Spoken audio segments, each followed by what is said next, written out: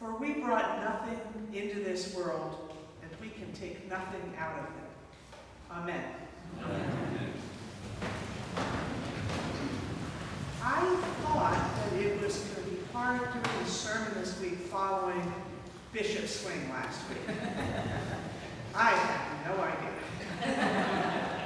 Okay, I have been accused of, stealing the lines from later, but Lee, you've just got all the best lines that he already covered.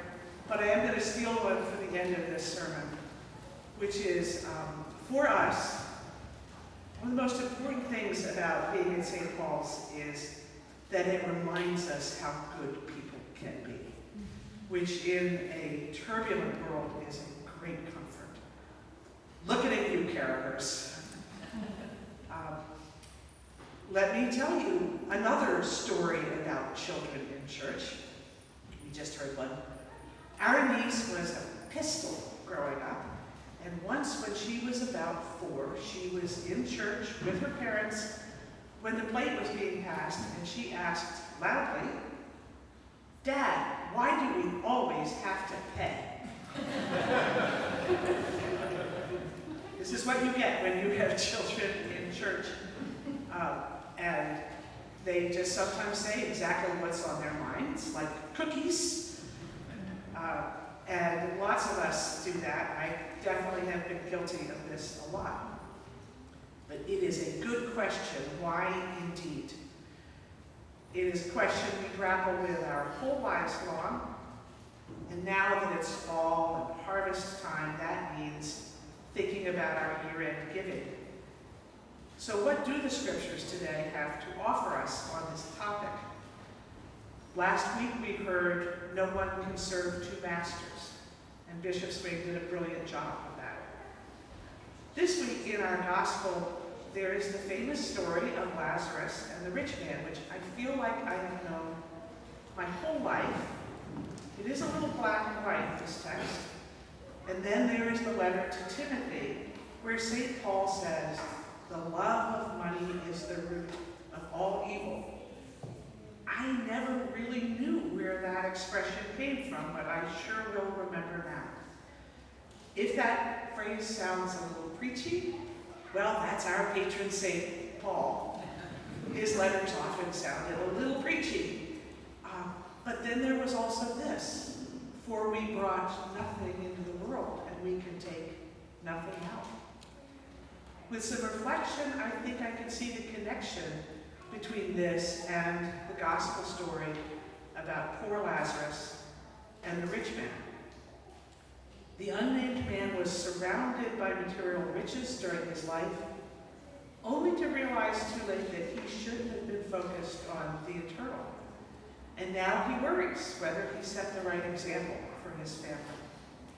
I think all of us, especially those who are parents, or grandparents, or aunts or uncles, worry about the lessons that we have taught the next generation.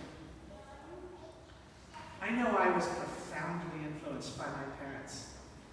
They were not rich, but they thought themselves pretty fortunate because they had come through the Great Depression and World War II. They were happy that we had enough, but they made sure we knew there were other children in the world who did not. I always remember the United Thank Offering and the UNICEF boxes that we got at church so we could collect coins to help other children not as well off as us. So I'm always glad when I see the giving tree at our Advent festival and the Save, Spend, Share boxes. Well, my dad was a surgeon during World War II, treating the wounded. It was a lot like the doctors you see in reruns of the TV series MASH. When we were children, my siblings and I would sometimes be told, "Kids, you have to be quiet this morning. Daddy is sleeping in because last night he was out saving someone's life." I was in awe of him. He was the one who taught us our prayers and who took us to church. And when I asked him about why he didn't always charge patients if they couldn't afford it, he told me pretty directly about the importance of giving back. These examples set me to thinking once I got my first real job and had to make a budget. How much to save for retirement, how much for clothes, how much vacation, and how much should I set aside for charity? I knew from the Bible that tithing needs 10%. Honestly, that felt like a little much. So I settled on 5%, hoping I could get it higher later. And now that I'm looking back, I think that's okay.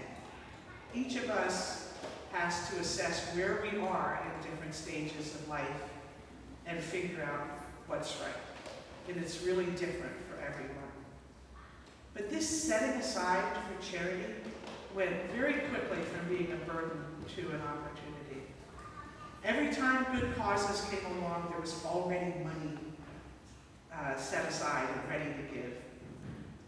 Full confession, in those early years, that money was not going to church because we were not going to church, except at Christmas and Easter.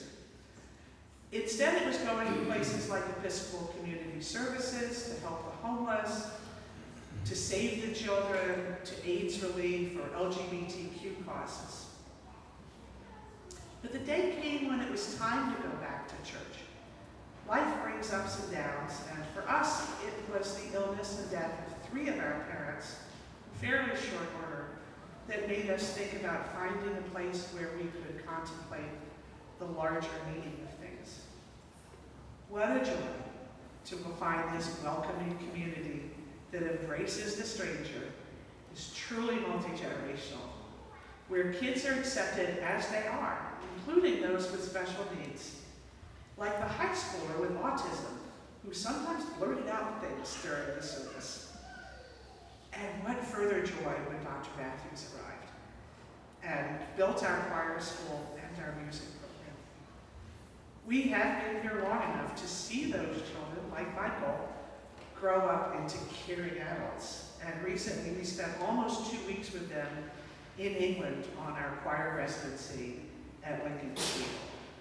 And today we see the little ones who gather around the organ during the postlude or help put out the candles after the service. Wait till you see that.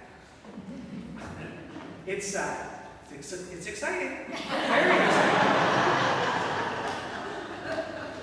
I mean, yeah, more exciting than when Liam was first adopted.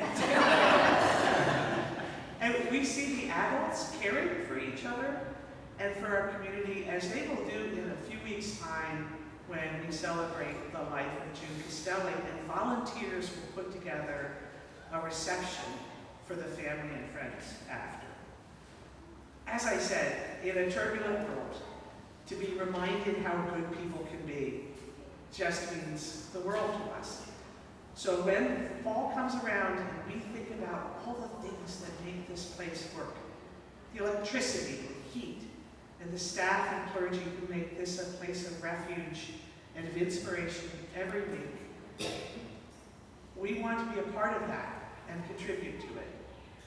This is one of the ways we use our gifts to make a difference for others, and we are so fortunate for the people who taught us how much joy there is in doing that. So to our parents, to all of those who showed us the way, including so many